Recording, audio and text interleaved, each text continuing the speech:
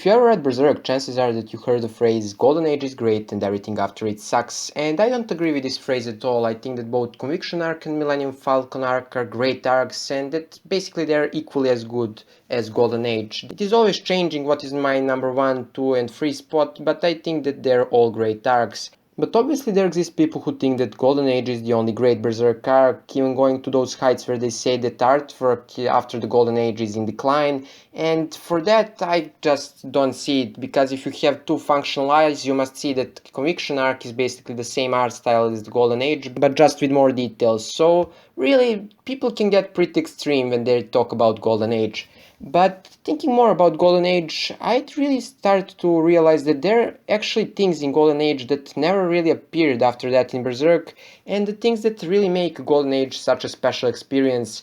And the first thing I want to talk about is the character relationships and how they affect the characters. And when I say this, I don't want you to mix this up with me saying characters after Golden Age suck and character development does not exist and so on. Miura is still doing great with his characters. Guts, even in Fantasia Arc, is an extremely interesting character who is still evolving. But what I'm really trying to say, if you look at the motives of the characters now, all the characters have one specific person because of whom they are on this quest. Guts is here to help Casca, Farnese is here to follow Guts and find some kind of redemption, Serpico is following Farnese because he wants to help her, and so on, you realize the point. Basically our characters' motives are like this line of just one from another to the third character and so on. But if you look at the Golden Age arc, it was a freaking circle. Basically all our main characters, and I'm specifically talking about Griffith, Guts and Casca, through their actions influenced other characters, and I'll try to explain through this way. Guts for Casca represented a man who helped her overcome Griffith, like at least her idolizing of the Griffith as a figure. Casca for Guts represented the person who helped him overcome his trauma with Donovan and Gambino. And if you look at Casca and Griffith, Casca for Griffith represented nothing more than a soldier before she fell in love with Guts, but after that she represented the person through which he can torture Guts, as we saw in the Eclipse. And if you look at what Griffith represents for Casca, he basically represents God to her, like this perfect figure, until everything happens and she falls in love with Guts.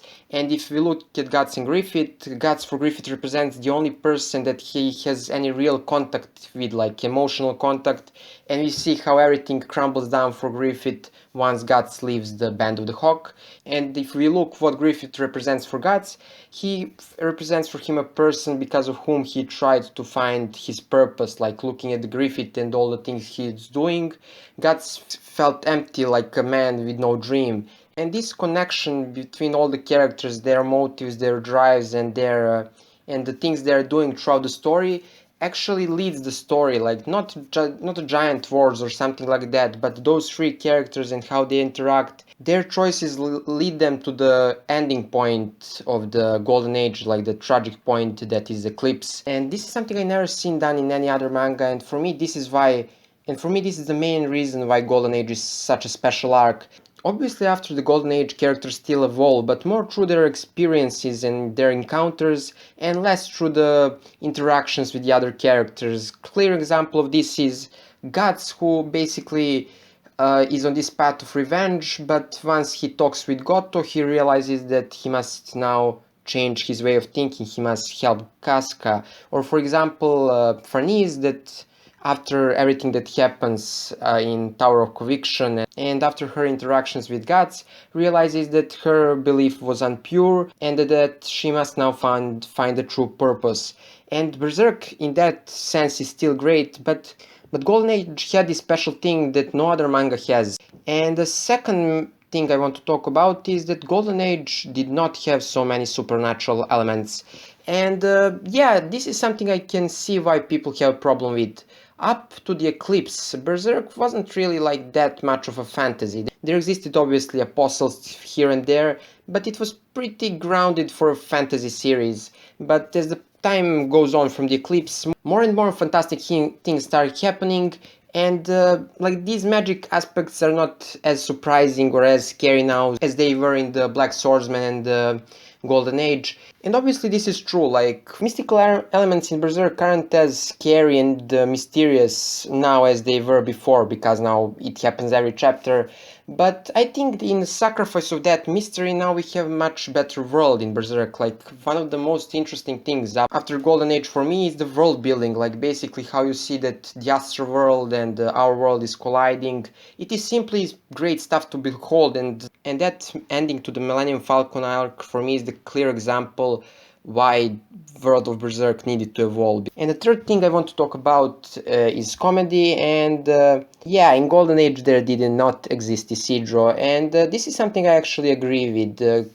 Humor in Golden Age for me was pretty spot on, it was pretty effective, and it did not feel like it hurt the story at all. Like there existed some irritating characters, but obviously humor wasn't the main thing in the story, and this actually continued in the Lost Children arc, for me arc with the best humor. But after that there appeared with each arc another comic relief character and another comic relief character, and simply I'd never really liked those comic relief characters. For me, Xidro is probably the worst character in Berserk because he has so much screen time and he's much less funny character for me than Puck, and Puck is now like in the shadow. So yeah, I completely agree that the comedy in Golden Age was much better balanced. But there is one final thing that I wanted to say, and that is that Golden Age was basically the point where we all fell in love with Berserk, and yeah, we all know it, like Golden Age was the first Berserk arc. Black Swordsman, it was interesting, hyper-violent and everything, but the Golden Age was just raised the bar so much, and first time you read it, it was really a special experience. And I think that because of that first experience, people can often be pretty harsh when talking about other arcs, and they can judge them pretty hard. And although, yeah, Golden Age is a wonderful arc, I still think that people could give a little more respect to the everything else that is Berserk.